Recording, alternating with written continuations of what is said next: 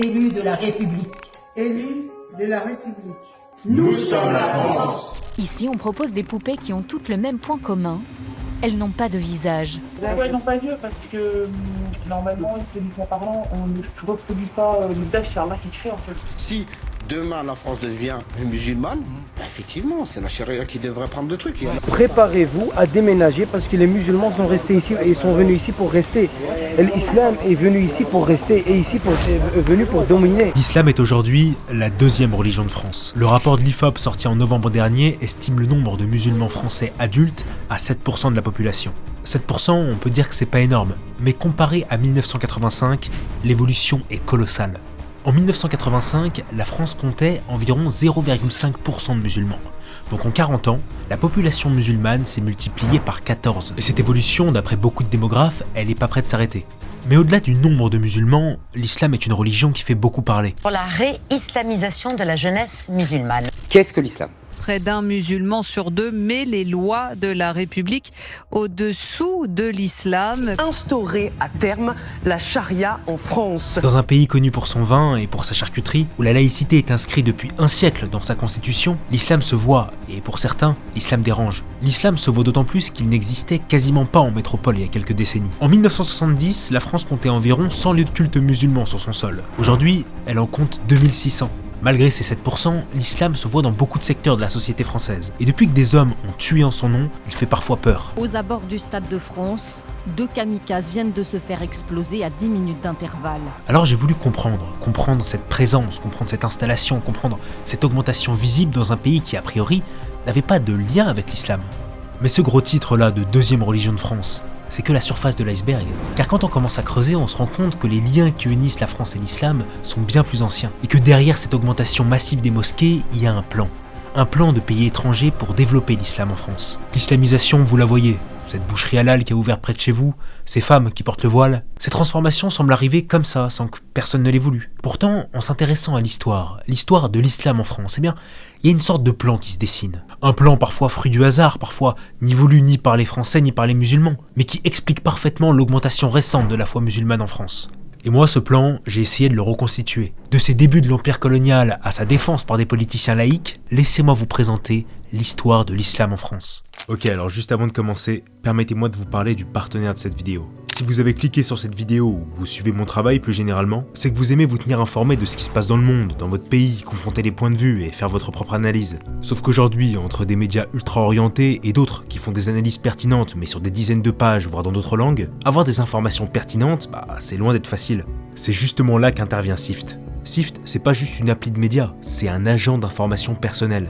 Ok, là je viens juste de créer mon compte et je souhaite me renseigner sur la guerre en Iran. Et Sift me sort immédiatement des grandes catégories avec associés des dizaines d'articles vérifiés du monde entier qui en parlent. Il est même capable de me traduire des reportages locaux iraniens. C'est typiquement le genre d'infos que les grands médias ont rarement accès. L'information est ultra claire, précise et résume 66 médias du monde entier. Ça c'est plutôt cool, mais le vrai gain de temps, c'est quand j'ai enregistré ce que j'aime. En gros, après la création de mon compte, j'ai fait la sélection des sujets. Et maintenant, Sift me résume 24 heures d'actualité mondiale et française en 2 minutes. Donc si comme moi vous aimez vous informer sur le monde, mais avec des sujets qui vous intéressent vraiment, Sift est fait pour vous. Personnellement, c'est un gain de temps énorme depuis que je l'utilise, et oui, dernier détail, c'est gratuit. Tu peux l'essayer dès maintenant, il est déjà utilisé par énormément de monde et il est au top des classements d'applications médias en France, en Allemagne, en Espagne, au Portugal et au Brésil. Avec le lien dans la description, vous pouvez télécharger l'application qui est également disponible sur iOS et sur Android. Encore merci à Sift et merci à vous. Dernière précision avant de commencer, cette vidéo n'a pas pour objectif de porter un jugement sur l'augmentation de l'islam en France. Elle sert simplement à expliquer un phénomène social, ethnique et religieux qui fait évoluer mon pays. Bien, si vous êtes prêts, allons-y. On est en 1904 et la carte de la France, c'est ça. Oui, c'est énorme, l'empire colonial français s'étend sur le monde entier, mais particulièrement sur un continent, l'Afrique. Ok, si vous prenez l'ensemble de la population de l'empire français de l'époque et que vous comptiez le nombre de musulmans, vous tombez sur un chiffre que vous connaissez, 7%. Comme aujourd'hui vous me diriez. Alors oui, mais non, parce que en métropole, en France en gros, il n'y avait pas 7%, mais 0%. L'islam existe dans l'empire, mais pas en métropole. Ou plutôt, c'est pas qu'il n'existe pas en métropole, mais c'est une espèce de folklore quoi. À Paris, vous alliez trouver dans un restaurant un décor d'empire, vous allez trouver un musée colonial qui célèbre la présence musulmane, mais il n'y a pas de musulmans en tant que tel en France. Malgré cette quasi-inexistence, ils sont pourtant 5000. 5000 musulmans à vivre en France. Alors si vous êtes un Parisien ou un Lyonnais du début du siècle, il y a assez peu de chances que vous les croisez. Non, pour les croiser, il faut que vous travailliez plutôt ici. Tous les musulmans qui sont en France travaillent, ce sont des ouvriers, des hommes, et tous ne sont là que pour une durée de leur contrat. Après ils repartent. Mais il va se passer quelque chose en Europe qui va largement faire gonfler leur effectif. On est en 1914 et la Première Guerre mondiale vient de commencer. Pendant les 2 premiers mois, la France prend une sacrée rouste par l'Allemagne. Alors le gouvernement décide de faire des grandes campagnes de recrutement dans les colonies, et particulièrement ici, en Afrique du Nord et en Afrique noire. En tout, c'est près de 200 000 hommes qui s'engagent, et l'installation est plutôt difficile. Faut dire qu'ils leur ont pas proposé des vacances, hein. La vie dans les tranchées, c'est l'enfer. Et puis parmi les colonisés recrutés, il y a beaucoup de musulmans, et face à la mort, eux aussi veulent pratiquer leur religion. Alors le gouvernement il se creuse la tête et puis il commence à s'intéresser un petit peu à la culture musulmane et il va leur proposer des moyens d'acclimater les soldats musulmans. Alors il va y avoir des mosquées improvisées, il va y avoir des menus halal, des menus sans porc et puis même le rituel d'inhumation islamique va être respecté. Alors oui, c'est peu de choses par rapport au sacrifice qui est demandé, mais déjà on a le début d'une ouverture de la République à la religion islamique. Après 4 ans d'espérance, tous les peuples validés. À 11h, le 11e jour du 11e mois 1918, ça y est, la guerre est finie et la France a gagné. Cette victoire, c'est aussi celle des colonies, alors le gouvernement il se dit « on va offrir un cadeau aux musulmans qui sont tombés au combat ». Mais quoi ? Si vous vous baladiez dans Paris, dans le 5e arrondissement, le 19 octobre 1922, vous auriez vu ça. La première pierre de la grande mosquée de Paris. Cette mosquée offerte au gouvernement pour les musulmans, elle va célébrer 2 choses. Premièrement, elle commémore le sacrifice des dizaines de milliers de musulmans qui sont tombés dans les tranchées, mais elle célèbre aussi, et peut-être surtout, la grandeur de l'empire colonial français. Pour la gauche au pouvoir, cette mosquée est une excellente idée. En revanche, il y a déjà d'autres Français qui voient ça d'un pas très bon œil. À l'époque, ce qu'on appelle l'extrême droite, c'est entre autres les royalistes de l'Action française. Laissez-moi juste vous lire ce que leur chef Charles Maurras écrit sur la mosquée de Paris. Cette mosquée en plein Paris ne me dit rien de bon. S'il y a un réveil de l'islam, et je ne crois pas que l'on puisse en douter, un trophée de cette foi coranique sur la colline de Sainte-Geneviève représente une offense à notre passé et une menace pour notre avenir. Qui colonise désormais ? Qui est colonisé ? Eux ou nous ? Bon, à l'époque, quand on lisait ça, la plupart souriaient. Comment ça qui colonise ? Évidemment que c'est la France. Mais aujourd'hui, pour beaucoup de Français, ces mots résonnent un petit peu comme prémonitoires, car effectivement, beaucoup de choses vont suivre cette mosquée. On est en mai 1945 et à Marseille, malgré la fête apparente, la cité phocéenne va mal, très mal. La ville qui vivait de son commerce avec les colonies a vu son port à l'arrêt pendant près de 5 années de guerre. En plus, des quartiers entiers ont été réduits en cendres par les bombardements. Mais voilà, la guerre est finie et l'heure est à la reconstruction. Mais pour ça, il faut des travailleurs, beaucoup de travailleurs. Pour reloger les Français le plus rapidement possible, le gouvernement instaure la libre circulation entre l'Algérie et la métropole. Les Algériens musulmans sont invités à venir travailler pour des salaires qui sont 3 à 5 fois supérieurs que les ouvriers en Algérie, mais les conditions de travail sont quand même assez difficiles. Les Algériens sont logés dans des petits appartements et évidemment sans leur famille. Mais malgré tout, beaucoup prennent le risque, simplement parce qu'ils peuvent envoyer en quelques mois de travail en France l'équivalent d'années de salaire à leur famille. Donc avec ce principe de libre-échange, les Français voient leurs chantiers et leurs usines se remplir de travailleurs maghrébins. En 1953, le nombre de musulmans en métropole grimpe à 250 000. Bien que l'État français ouvre quelques aménagements pour les musulmans comme l'hôpital à côté de Paris, nous demandons aux populations musulmanes de voir dans l'ouverture de ce magnifique établissement une manifestation nouvelle de la sollicitude de notre pays et de son gouvernement pour leur avenir, pour leur bien-être, pour l'amélioration constante de leur situation, sur la protection de la mère patrie. Le discours est traduit en arabe. Pour l'État comme pour les Français, ces musulmans sont surtout vus comme de la main-d'œuvre, comme des gens de passage. Tous sont destinés à repartir, alors même pour les musulmans, l'islam ils le mettent un petit peu de côté pendant leur séjour en France. Puis en 1954, un événement va venir briser le lien entre Algériens et Français. Depuis la fin de la Seconde Guerre mondiale, une partie des Algériens en ont marre d'être sous la tutelle des Français. Ils veulent leur indépendance. La France les avait globalement ignorés jusqu'à ce jour.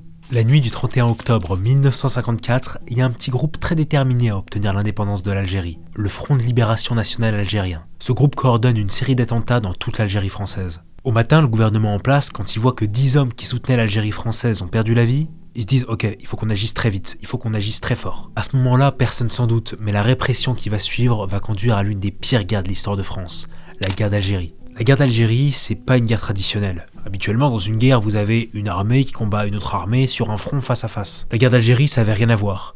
C'est plein d'indépendantistes qui faisaient des attentats un peu partout dans le pays. Normalement, c'est pas à l'armée de gérer ça, normalement c'est à la police. Sauf que la police était tellement dépassée par les événements que l'État choisit de faire appel à l'armée. Quand l'armée française débarque en Algérie, voit qui elle a affaire, elle comprend immédiatement que ça va être très compliqué. Parce que comme je vous le disais, elle est formée pour prendre un lieu d'assaut, pas pour démanteler un réseau terroriste. Mais malgré tout, ils vont le faire. Ils vont le faire dans un style très armé. Je vous laisse imaginer ce que des militaires font à un suspect qui potentiellement est un terroriste. Pendant 8 ans, l'armée française va utiliser tous les moyens pour mettre à terre le FLN. Sauf que pendant ce temps, la population, elle voit tout ça.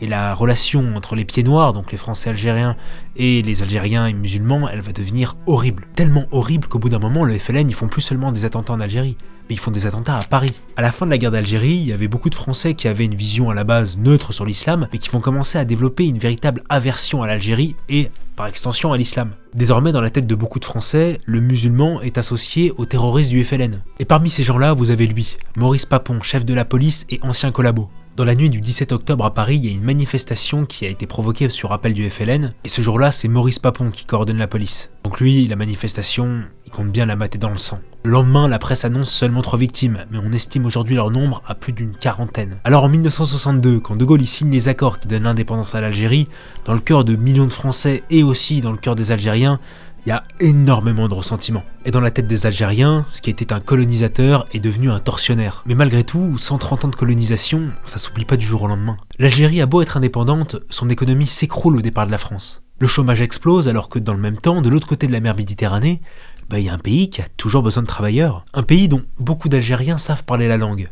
Alors pourquoi ne pas y aller? Et c'est là où l'histoire est parfois paradoxale, parce que c'est au moment où l'Algérie retrouve son indépendance que des milliers de travailleurs algériens décident d'aller travailler chez l'ancien colonisateur. Mais cette fois-ci, ce sera pas que pour y travailler, ce sera pour y vivre. Qui reproche à la presse d'avoir politisé et islamisé, les immigrés sont agités par des groupes religieux et politiques.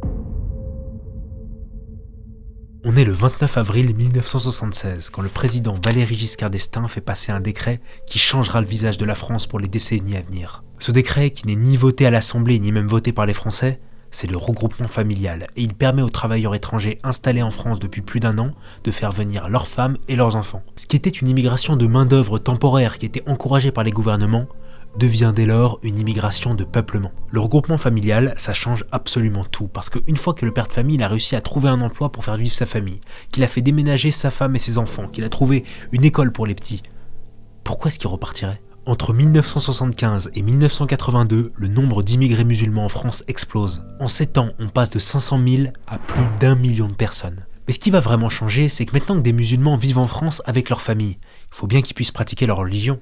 Et à ce moment-là, il n'y avait pas beaucoup d'infrastructures pour l'islam. Alors, c'est vrai que dans les familles, l'islam se perd de plus en plus. Les enfants qui viennent d'arriver, et d'autant plus ceux qui naissent en France, ils passent leur temps à l'école, et c'est vrai que les parents, ils n'ont pas forcément envie d'installer la religion musulmane en France. Mais alors comment est-ce qu'on est passé de 60 mosquées en 1983 à plus de 1000 lieux de culte musulmans en 1990 ? Pourquoi est-ce que les immigrés maghrébins sont à ce point retournés à l'islam ? Pour comprendre ce phénomène, il faut qu'on aille en Arabie Saoudite. En 1973, le prix du pétrole explose. L'Arabie Saoudite est devenue riche, extrêmement riche. Et une partie de cette fortune va être consacrée à cet organisme. Eux, c'est la Ligue islamique mondiale. C'est un organisme qui est fondé en 1962 à la Mecque et qui depuis quelques années ont beaucoup d'argent. Et leur objectif, parlons-en, parce qu'il n'est pas bien compliqué, c'est islamiser les populations musulmanes. Depuis quelques décennies, ils remarquent qu'il y a une explosion démographique dans les pays musulmans. L'Algérie, par exemple, a triplé sa population en un demi-siècle. Donc pour la Ligue islamique, c'est très important que l'Algérie continue à éduquer ses enfants dans l'islam.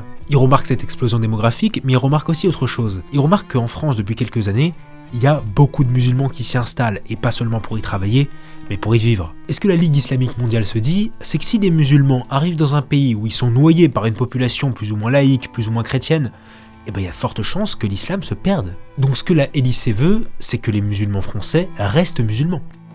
En 1977, la Ligue islamique mondiale ouvre un grand bureau à Paris. Et la première chose qu'ils veulent faire, c'est évidemment construire une vie musulmane, construire des mosquées, construire des lieux de prière, et finalement permettre à la France d'avoir véritablement un foyer musulman. Sauf qu'ils vont pas seulement financer quelques mosquées, ils vont aussi influencer des associations, développer des réseaux communautaires, former des imams, tout ce qui va permettre à l'islam de s'organiser en France. Ce bureau de la Ligue islamique mondiale qui vient d'Arabie Saoudite, ça va devenir véritablement le premier agent d'islamisation de la France. Et leur investissement, il est pour le moins rentable, parce que 6 ans plus tard, il y a des jeunes musulmans qui sont proches des frères musulmans, c'est un groupe islamique dont on va parler plus tard. Ces jeunes, ils vont créer la principale fédération islamique de France, l'UOIF. L'UOIF, c'est pour l'Union des organisations islamiques de France, et le bureau de la LIM, donc la Ligue islamique mondiale, ils vont former une espèce de tandem pour véritablement islamiser la France. Derrière ce mot islamiser comprenait simplement permettre aux musulmans de vivre selon les règles du Coran, mais aussi développer, faire progresser l'islam dans le pays. Donc d'un côté on a la LIM qui va surtout financer et encourager le développement de l'islam en France, et de l'autre l'UOIF qui eux vont structurer sur le terrain l'islam. Donc maintenant qu'on a un certain nombre de musulmans installés et 2 organisations qui financent et structurent l'islam, il va falloir avancer à la dernière étape qui est sûrement la plus difficile, la revendication de l'islam. Les 3 élèves musulmanes refusent de quitter leur foulard islamique à l'intérieur de l'établissement. L'affaire du foulard s'est encore durcie. On est en 1989 et jusqu'ici, l'islam en France est plutôt discret. À l'époque, seulement 16% des musulmans fréquentent une mosquée chaque semaine et seulement 10% des musulmanes portent le voile. Pourtant, on sent déjà qu'il y a une véritable augmentation de la foi musulmane. Avec l'influence de l'UOIF et l'argent des Saoudiens, le nombre de mosquées explose. En l'espace de 7 ans, il est multiplié par 20.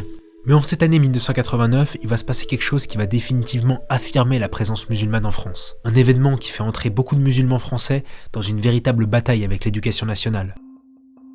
On est à Creil, dans le collège Gabriel Avez.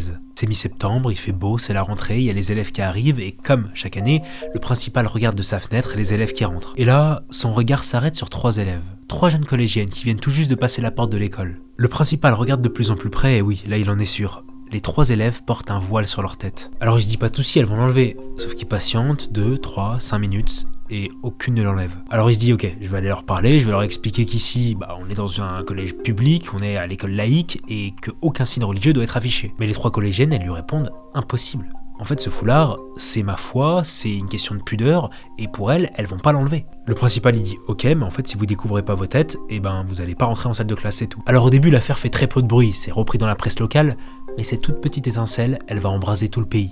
La semaine d'après, tous les grands médias le mettent en première page, et ce qui était une espèce de petite affaire locale devient une question que tout le monde se pose. Est-ce que le port du voile est compatible avec l'école publique? Et en vérité, la question elle mérite d'être posée parce que c'est la première fois en France qu'il y a un cas comme ça qui arrive. Et finalement en octobre, c'est le ministre de l'Éducation qui prend la parole à l'Assemblée, Lionel Jospin, et qui va faire un compromis avec l'islam. Qui se produisent comme se sont produits des cas de blocage, c'est-à-dire d'enfants qui vont à l'école, notamment avec un foulard sur la tête, je préconise que les directeurs d'établissement et les enseignants disent à ces enfants et à leurs parents qu'ils ne doivent pas venir à l'école dans ces conditions. S'il y a blocage et s'il y a refus, je dis alors l'école doit accepter et accueillir ces enfants. À ce moment-là, des millions de Français sont sous le choc. Il suffit donc de bloquer une école pour pouvoir bafouer la laïcité? Pour beaucoup de politiques de l'époque, cette histoire, c'est la première faiblesse de l'État français vis-à-vis de l'islam en France. Bien que 15 ans plus tard, il va y avoir une loi en 2004 qui va finalement interdire les signes religieux ostensibles à l'école, cette affaire du voile, elle va largement être reprise par les associations musulmanes pour entamer une espèce de bras de fer avec l'État. Parce qu'il faut bien comprendre qu'à l'époque, il n'y a pas tous les pays musulmans qui font porter le voile aux femmes. Au Maroc ou en Égypte, il n'y a pas tant de femmes qui portent le voile. Mais à l'époque, dans les années 90 en France, il va y avoir pas mal d'imams qui sont formés souvent dans les Émirats ou dans les pays du Golfe, qui vont venir expliquer aux musulmanes de France qu'elles doivent porter le voile. Elles doivent porter le voile non seulement par obligation religieuse, mais aussi pour pouvoir affirmer leur identité musulmane face à la société française. Les premiers chiffres qu'on a sur le port du voile datent de 2003. À l'époque, ils annonçaient 18% des musulmanes qui le portent. Aujourd'hui, il s'élève à 31%. Et pour les musulmanes âgés entre 18 et 24 ans, il est à 45% aujourd'hui, donc 3 fois plus qu'en 2003. Cette généralisation du port du voile, ça représente la première stratégie qu'on met en place depuis des décennies les frères musulmans. C'est une stratégie qui est toute simple, c'est-à-dire de faire ressentir aux musulmanes qu'elles sont, avant d'être françaises, musulmanes. Et ces années 90, c'est vraiment un point de bascule, parce que c'est à ce moment-là que l'islam touche plus les enfants d'immigrés que les premiers immigrés eux-mêmes. Donc à la différence de leurs parents qui ont grandi dans les années 70, entourés par des Français, entourés généralement par le christianisme et la laïcité, là dans certaines familles, la plupart de leur entourage est principalement musulman, et c'est même les enfants qui vont enseigner à leurs parents comment est-ce qu'il faut renouer. Et le deuxième grand marqueur de l'islamisation, c'est le ramadan. Sous l'impulsion des organisations musulmanes, le ramadan redevient une espèce d'événement national en France. Bonsoir et bienvenue à cette série de 4 nuits où nous fêterons avec vous le Ramadan. Qui sont louables de l'État et de la télévision pour unir les musulmans et la France, il se cache surtout un gouvernement qui refuse de voir qu'un nouvel islam a pris racine. Un islam étranger à la France qui permet le développement des pires branches de l'islamisme. On va alors parler de salafisme et de djihadisme. On nous parle d'une fusillade et d'une prise d'otage à l'intérieur du Bataclan. Le tueur a coincé ses 3 victimes dans la basilique Notre-Dame de l'Assomption. Fonce avec un camion dans la foule rassemblée sur la promenade des Anglais. On est le 25 juillet 1995 à Paris. Il est 17h et dans la station Saint-Michel-Notre-Dame, la rame est bondée de monde. Depuis quelques minutes, un sac noir glissé sous un siège reste là. Il semble appartenir à personne, mais de toute façon, les passagers du RER sont trop serrés pour y prêter attention. Puis d'un coup... Madame, monsieur, bonsoir. 4 morts, une quarantaine de blessés à la suite d'une mystérieuse explosion cet après-midi au cœur de Paris, dans la station Saint-Michel du RER. Le bilan est terrible. 8 morts et plus de 200 blessés. Ce jour-là, les Français ont redécouvert un sentiment qu'ils n'avaient pas eu depuis la guerre d'Algérie, celui de disparaître dans une attaque terroriste. Dans la foulée, un collectif revendique l'attentat. Il s'agit du GIA, pour Groupe Islamique Armé. C'est un groupe terroriste algérien qui sévit en Algérie depuis plusieurs années. Et ce jour-là, s'ils s'en sont pris à la France, c'est parce que la France soutient le gouvernement non islamiste en Algérie. Mais ce qui va énormément choquer les Français, c'est la personne qui a posé la bombe. Il s'agit non pas d'un guerrier islamiste algérien, non pas même d'un Algérien, mais d'un homme de nationalité française. Il s'appelle Khaled Kelkal, c'est un type qui a fait ses études à Lyon et que rien ne désignait comme un potentiel terroriste. Rien à part un détail, Khaled avait fait de la prison après un cas qui avait mal tourné. C'est là-bas qu'il a rencontré un Algérien islamiste qui lui avait enseigné l'arabe et l'étude du Coran. Puis à sa sortie de prison, il va fréquenter la mosquée Bilal à Vaux-en-Velin, qui est juste à côté de Lyon. Et puis il va se mettre à fréquenter un contact du GIA. En l'espace de 4 ans, ce qui était un jeune Français d'origine immigrée, délinquant, s'est transformé au contact de l'islamisme radical en terroriste en puissance, en ennemi de la France. Dans les médias, l'incompréhension est totale. Le père Christian Delorme, l'une des personnalités centrales de l'antiracisme français, s'inquiète énormément pour la suite. Est-ce que vous pensez justement, mon père, que Khaled Kelkal, c'est l'exemple de l'échec de l'intégration? Oui, oui, parce que c'est un enfant d'ici, c'est pas un mercenaire venu d'ailleurs, c'est un garçon qui avait même un début de vie plutôt prometteur. Alors si lui s'est laissé embarquer dans cette terrible aventure criminelle, eh bien malheureusement d'autres le risquent. Et aujourd'hui, eh bien il faut retendre la main, et il faut que ce soit, encore une fois je le dis, au niveau du chef de l'État, retendre la main à cette jeunesse pour lui dire « vous êtes d'ici ». Alors tendre la main, oui, mais d'abord comprendre comment un jeune né en France, éduqué à l'école française, devient ennemi des Français. Alors, avant de continuer l'histoire, pour comprendre l'idéologie qui a conduit à tous les attentats qui ont frappé la France, on va faire une petite pause pour expliquer ce qu'est l'islamisme et leur stratégie pour islamiser des pays. Il existe 4 grandes formes d'islamisme. Le frérisme, lié aux frères musulmans, le tablighi, le salafi et le djihad. Chacune ont des stratégies différentes, mais chacune ont la même idéologie, l'islamisme. Ok, l'un des textes fondateurs de l'islamisme, c'est les annulatifs de l'islam. Il vient de Abd al-Wahhad, le fondateur du wahhabisme. Et le wahhabisme, c'est la matrice historique de l'État saoudien, le même État qui finance massivement l'islam de France. Et dans ces annulatifs de l'islam, on nous explique des trucs terribles. On nous explique mot pour mot que pour quiconque a la ferme conviction que certaines lois sont au-dessus de la législation de Mohammed sont mécréantes. Donc si vous pensez que les lois de la France ou les lois de votre pays passent au-dessus des lois coraniques, eh ben vous devenez des mécréants. En gros, vous devenez des personnes dans l'erreur qu'il faut corriger soit par la parole, soit par la violence, en fonction des courants islamistes. En fait, ces annulatifs, ils sont la preuve que l'islamisme, donc les 4 courants là que je vous affiche à l'écran, sont incompatibles avec la France. Toujours dire que les mécréants, ce sont les juifs, ce sont les chrétiens, moi je trouve ça inadmissible. C'est Allah qui nous le dit. Non, c'est pas Allah qui nous le dit. Tu allais d'avoir des tendances homosexuelles. Pas du tout. Et alors, si j'en avais des tendances homosexuelles? Sois heureux de vivre ici. Je suis très heureux. Dans un État islamique, on élimine les pédophiles et les homosexuels. C'est une maladie et un fléau. Le 3e annulatif, par exemple, nous explique tranquillement que tout ce qui n'est pas musulman est mécréant. D'ailleurs, les interprétations islamistes de certains hadiths, donc les récits rapportant des actions du prophète, nous expliquent qu'il ne faut pas, par exemple, que les enfants écoutent de la musique, jouent d'un instrument, dessinent des visages humains ou même regardent des représentations de visages humains. Et aujourd'hui, ce genre de comportement, c'est exactement ce qu'on observe dans des quartiers. Les islamistes considèrent également qu'un homme ne doit pas serrer la main à une femme, ne pas lui faire la bise, et que les piscines doivent être non mixtes. Et même pour recevoir des soins, un homme n'a pas le droit de soigner une femme et vice-versa. Bien entendu, l'alcool et le porc sont totalement proscrits et la nourriture doit être exclusivement halal. Mais là où l'islamisme devient particulièrement dangereux, c'est à l'encontre de ceux qui critiquent l'islam. Le blasphème et la critique de l'islam sont pour les islamistes passibles des pires châtiments. Harcèlement, violence physique, et pour les courants les plus extrêmes de l'islamisme, par exemple les djihadistes, c'est l'attentat. Avant ce 25 juillet 1995, jamais les Français auraient soupçonné que des musulmans nés ici en France qui ont reçu la même éducation qu'eux soient capables d'aller jusque-là. Et s'ils le pensaient, c'est parce que l'islamisme n'existait quasiment pas chez les musulmans français. Alors il faut se poser la question. Pourquoi est-ce que leur nombre a explosé ces 30 dernières années? Comment est-ce qu'on est passé d'une petite centaine à plusieurs dizaines de milliers d'islamistes en France? Pour comprendre, il faut qu'on aille en Algérie en avril 1999. Les élections en Algérie, en fin d'après-midi, Abdelaziz Bouteflika a accepté la présidence algérienne. À ce moment-là, Abdelaziz Bouteflika vient d'être élu président. Mais le pays vit la pire guerre de son histoire depuis la guerre d'Algérie. Depuis 8 ans, l'armée islamique et l'armée civile s'affrontent pour le pouvoir. Bouteflika, à ce moment-là, il a qu'un seul objectif: mettre fin au massacre. Pour ça, il est prêt à beaucoup de concessions, il est prêt à négocier avec les islamistes du GIA. Oui, les mêmes qui ont fait l'attentat à Paris 4 ans plus tôt.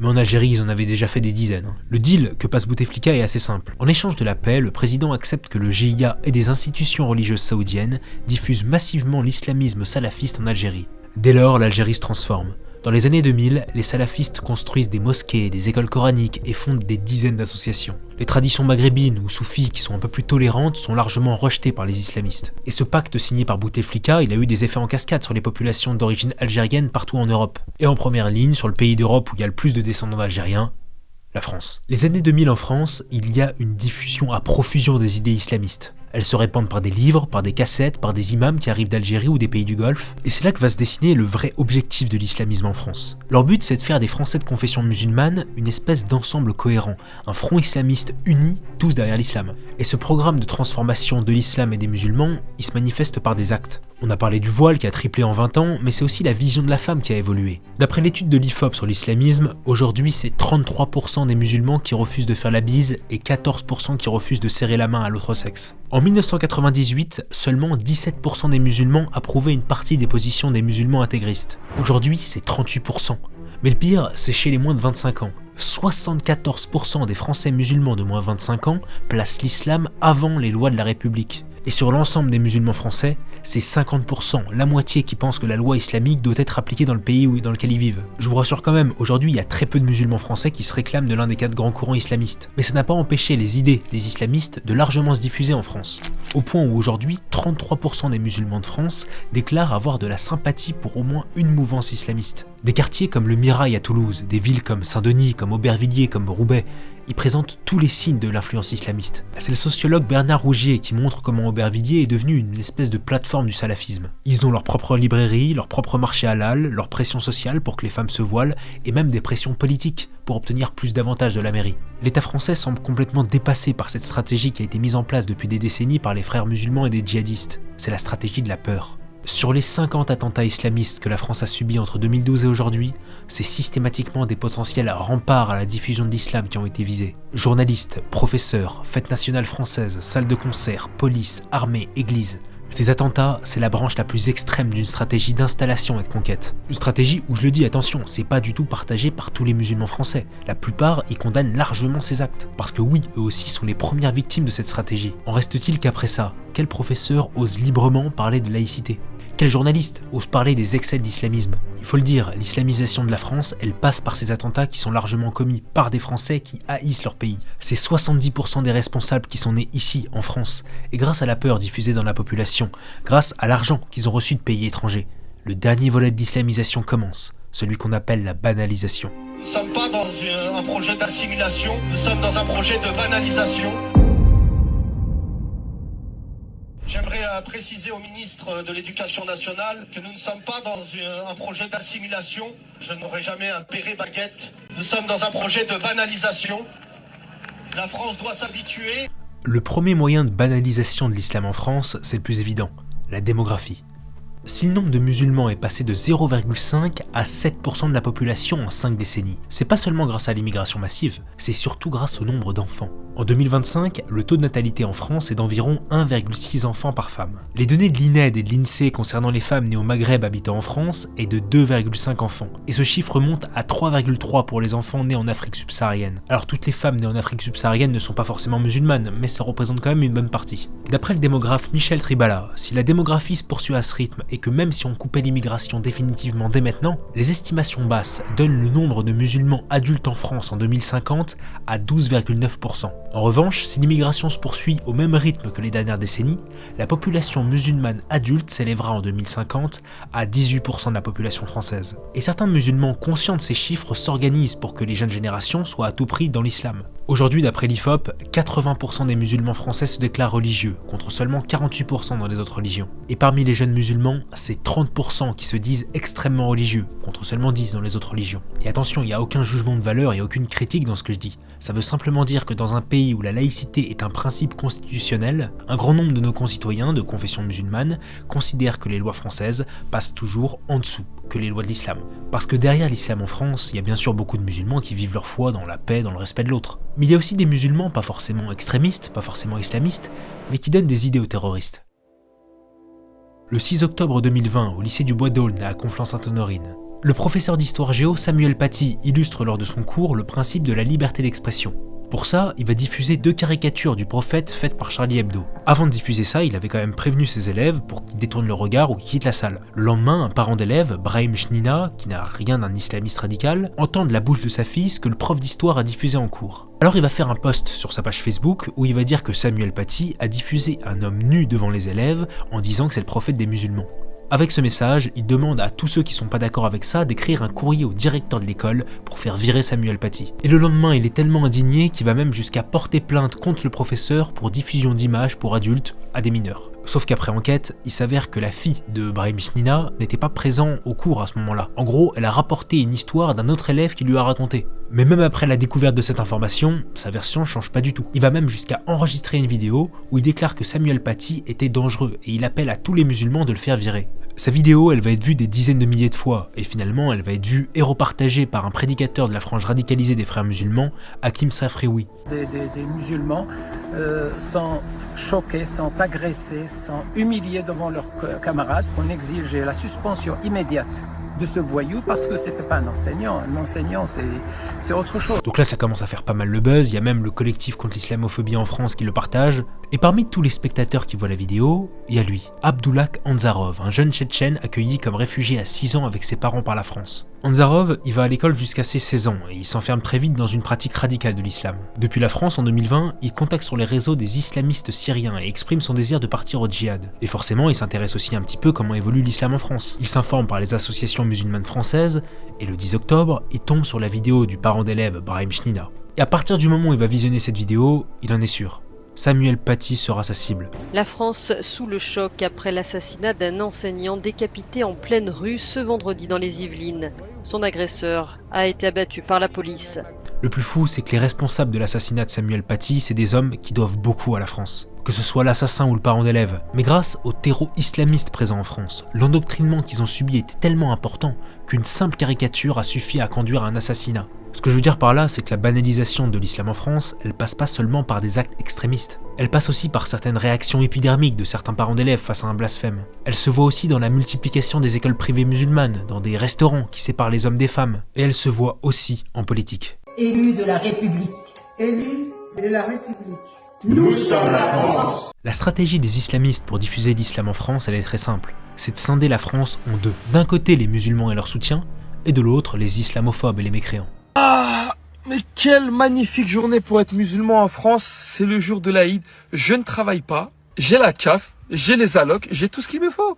Je suis payé à rien foutre. Ensuite, mes parents vont recevoir l'aide de la CAF, car on a une grande famille, ils ne travaillent pas non plus. Et en plus, le plus frustrant pour vous les gars, c'est que vous payez des impôts, vous subvenez à nos besoins directement. Je vais rester en France, profiter du système et voilà. Le but, c'est de faire ressentir aux Français de confession musulmane qui sont totalement en dehors de la communauté française. Et grâce à ce procédé, il les déculpabilise de mépriser et de voler ceux qu'ils considèrent comme des mécréants. Et pensez pas que cette stratégie, elle a été mise en place qu'en France.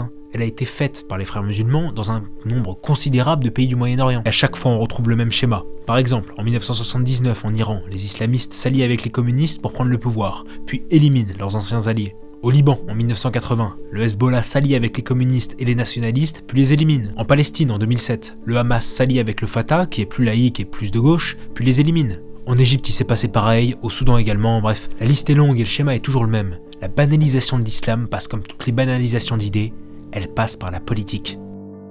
Et en France aussi, depuis une vingtaine d'années, par la gauche, l'islam politique essaye de se faire son nid. Et elle a commencé par ce qu'on appelle l'idéologie décoloniale. C'est une idéologie qui a fait une place en politique suite à un drame qui s'est déroulé ici.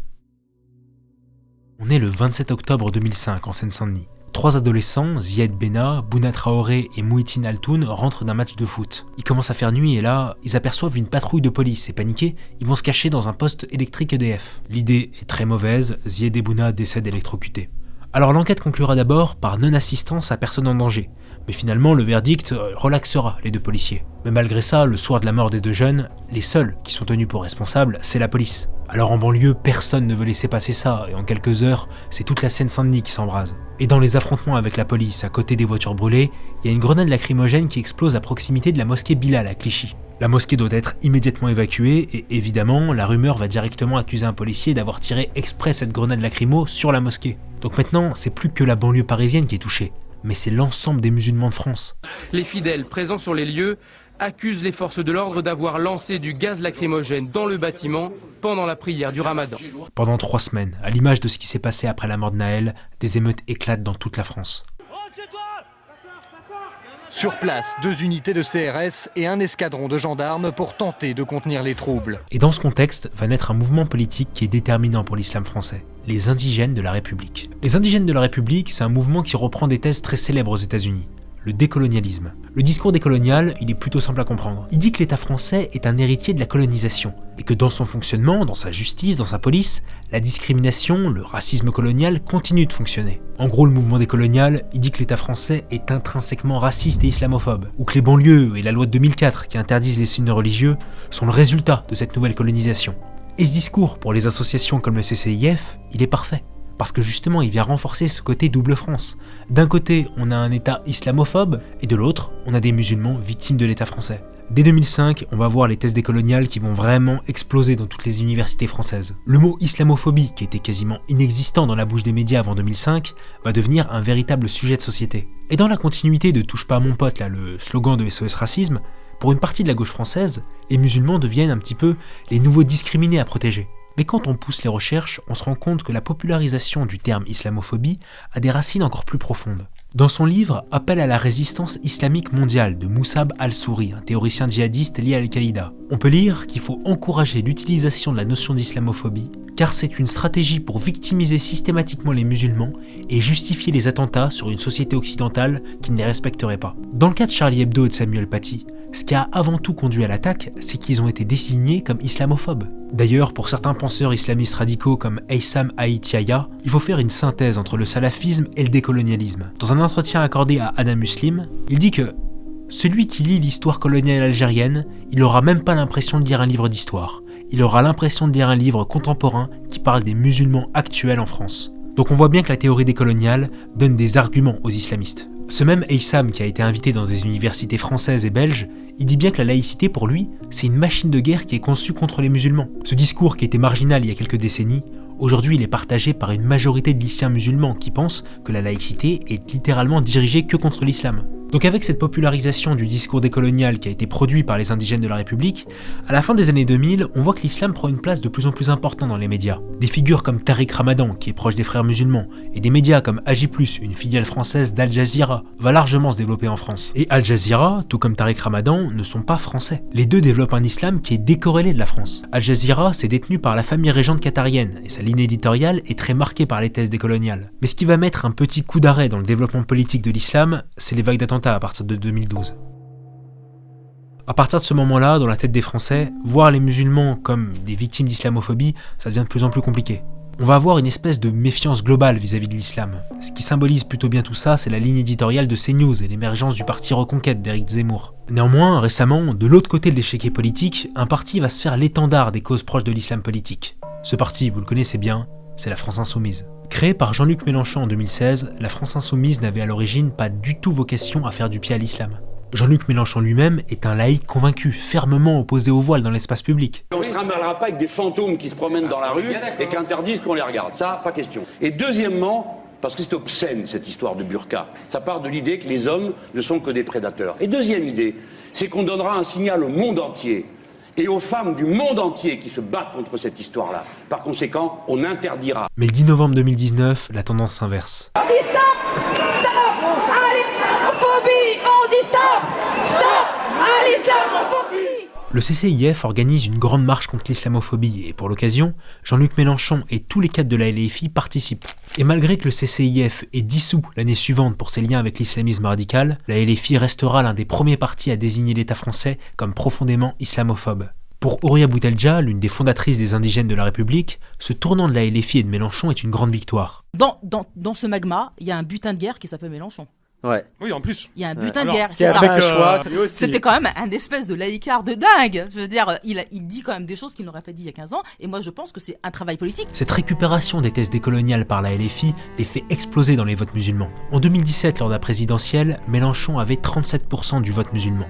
En 2022, c'est 69% qui votent pour lui. Et grâce à ce soutien institutionnel, politique, il y a beaucoup de choses qui vont avancer dans le sens de l'islam dans la société française. Dans le sport par exemple, Taous Hamouti, porte-parole de l'Alliance Citoyenne, une association militante de gauche radicale, va par exemple promouvoir le port du burkini dans les piscines de Grenoble. Et puis en 2020, elle participe à la création du syndicat des hijabeuses, un collectif qui défend le droit de porter le voile en compétition. Aujourd'hui, ce qu'on appelle l'islam politique semble avoir marqué beaucoup de points lors des dernières élections municipales. La victoire de LFI dans des villes à forte tendance musulmane comme Saint-Denis, Roubaix ou La Courneuve montre que la ligne décoloniale de LFI fait écho auprès de beaucoup de musulmans français.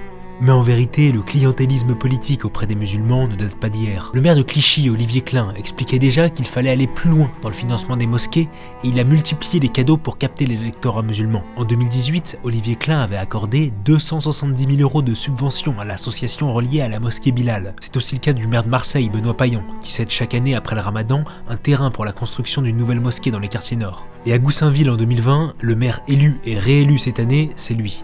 Abdelaziz Hamida, fiché S pour islamisme, et il déclarait faire campagne au nom de la Oumma, c'est-à-dire tous les musulmans. Ces petites victoires politiques sont l'aboutissement d'un développement général de l'islam dans beaucoup de communes françaises. Aujourd'hui, les chiffres de la sécurité intérieure sont sans appel. Entre 150 et 200 quartiers sont considérés sous dominance de l'influence islamiste. Dans ces communes, le sociologue Bernard Rougier parle d'un écosystème islamiste. La non-mixité entre les hommes et les femmes, la tenue vestimentaire des femmes qui est contrôlée, le halal partout. Dans ces lieux, le premier critère d'intégration, c'est l'appartenance à l'islam. L'histoire de l'islam en France, c'est d'abord celle d'une conquête coloniale qui a servi les intérêts de la France pendant et après les deux guerres mondiales. C'est celle d'hommes, anciens colonisés, venus travailler, qui ont finalement élu domicile chez l'ancien colonisateur. Oui, c'est l'histoire d'une union, mais c'est aussi l'histoire d'un conflit entre deux cultures très différentes. Entre d'un côté un islam influencé de l'étranger qui stigmatise les musulmans, qui fraterniserait trop avec des Français chrétiens et laïcs, et de l'autre un État français dépassé par les questions religieuses, qui a permis une immigration sans véritablement prendre en compte les spécificités religieuses de l'islam. Mais cette histoire est très loin d'être finie, elle s'écrit chaque jour autour de nous, et au rythme de la démographie, l'islamisation risque d'être une réalité pour tous les Français. Mais on en est loin. Beaucoup de Français musulmans ne participent pas activement à cette islamisation de la France. Car malgré les tentatives de l'étranger, c'est aussi à cause de la lâcheté de nos politiques que l'islamisation progresse. Cette vidéo doit servir d'une prise de conscience, reconnaître que la France s'islamise et se poser une seule question.